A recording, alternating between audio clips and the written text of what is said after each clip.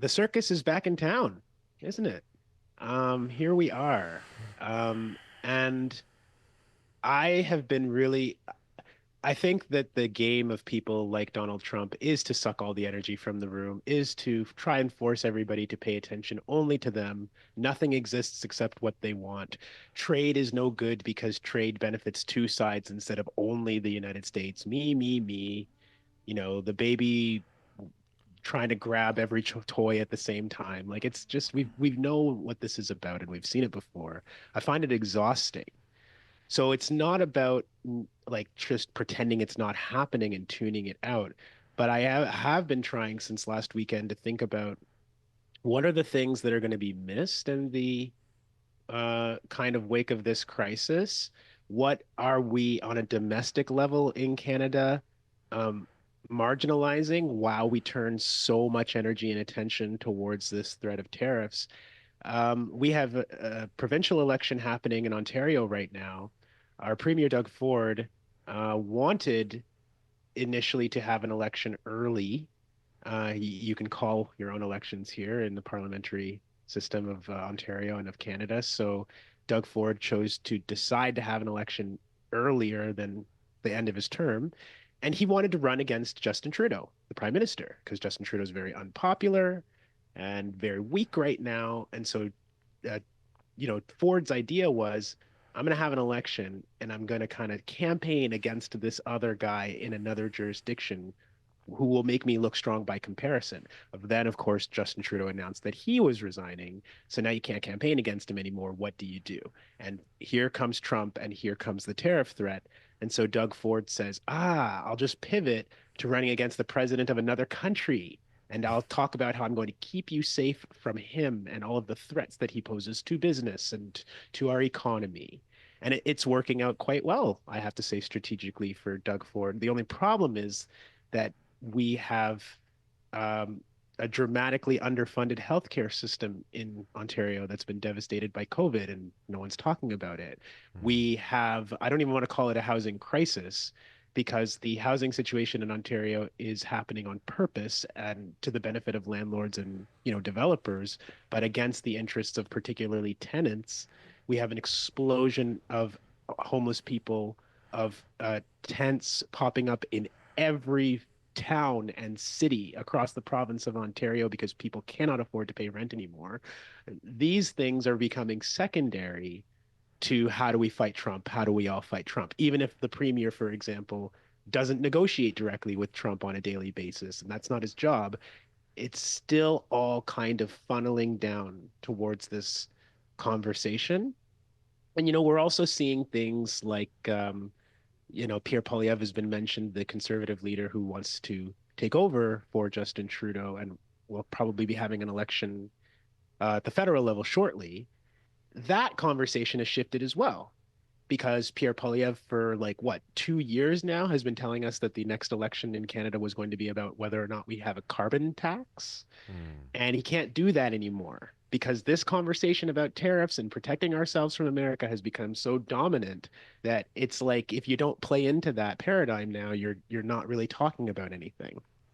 So it has changed the conversations that we're having here politically, and I don't think that that's for the better, because while we do have to address the issue of tariffs and our trade situation with the United States, we've got a lot of other things going on in this country. We can't live or die by whether or not we buy, uh, you know, fruits and vegetables from our country instead of America, whether we support Galen Weston and like corporate billionaires in Canada instead of supporting corporate billionaires in the United States. Like that's not going to really materially change things for us. Right. So, I had some fun on Twitter on Sunday memeing about having to give up my cherry blasters and Oreos, because of this impending trade war.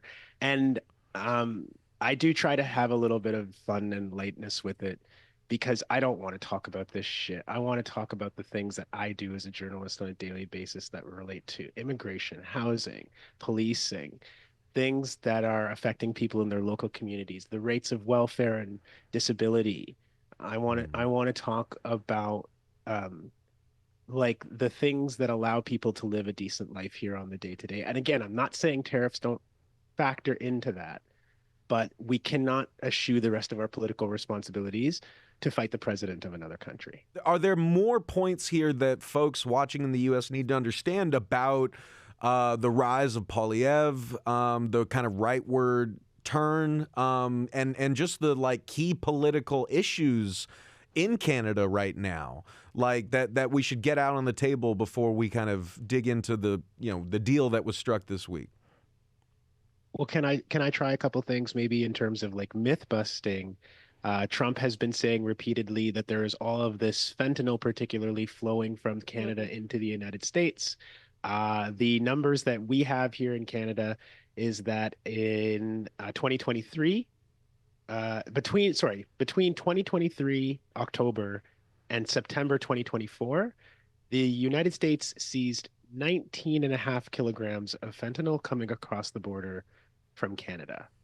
Fentanyl, we know, is like one of the most potent drugs out there. So 19 and a half kilograms of fentanyl can certainly do a lot of damage. But I could fit 19 and a half kilos of fentanyl on the desk that I'm sitting in front of. If you compare that with Mexico, U.S. border agents seized about 9,500 kilograms of fentanyl from the Mexico-US border.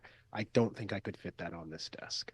So, and that's not to scapegoat Mexico, by the way, because most of the drugs coming in the United States are coming through ports and like places that are just like normal business areas. They're coming on planes. Like the idea that this is just a strictly border issue is a complete fabrication of Trump. He has And also smuggled in said, by Americans, like sure, sure, yeah. of course, like, Mm-hmm. but Trump also says there's all these people pouring into the United States. He loves the specter of uh, so-called, as he wants to say, illegal people. I reject that term out of hand. Um, we're talking a lot about goods being able to move across borders. People ought to be able to move across borders freely as well. But again, it's just a myth that there are all of these people um, entering the United States from Canada without any kind of permissions or visas or supervision. What's actually happening and has been happening throughout the Trump administration for a long time, but particularly during Trump, is that when he does these anti-immigrant fear mongerings, when he says he's going to get ICE to deport 20 million people, they actually come to Canada. They come Yeah. to our country. It's the opposite of what he is saying. So that's another maybe important thing for American audience to know.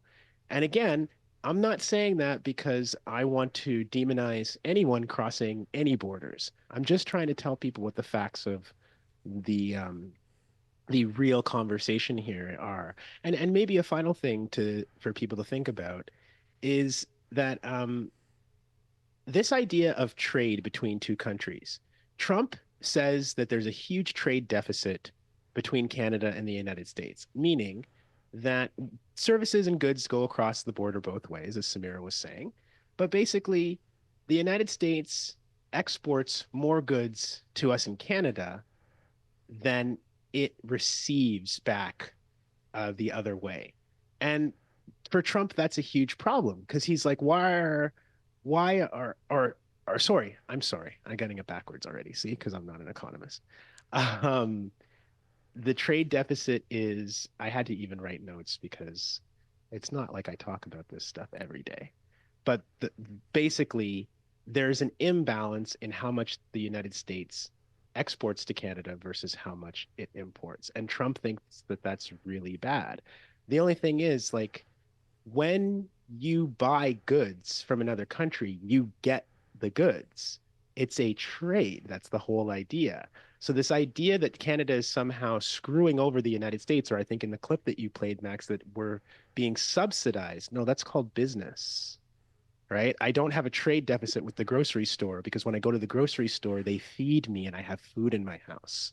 But Mm-hmm. again, to this narcissist called Trump, as long as someone else is getting an equal fair exchange, it's a ripoff. America should get all the benefits. Every benefit should come to America, and no benefits should go to anyone else. Everyone should buy America's goods, but no one should receive any benefits back the other way.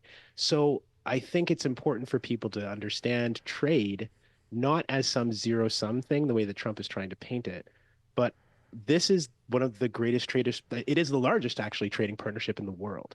And the idea of doing these like punitive tariffs, Europe and the European Union is essentially founded in part on the premise that this destroys countries. This makes countries want to go to war with each other.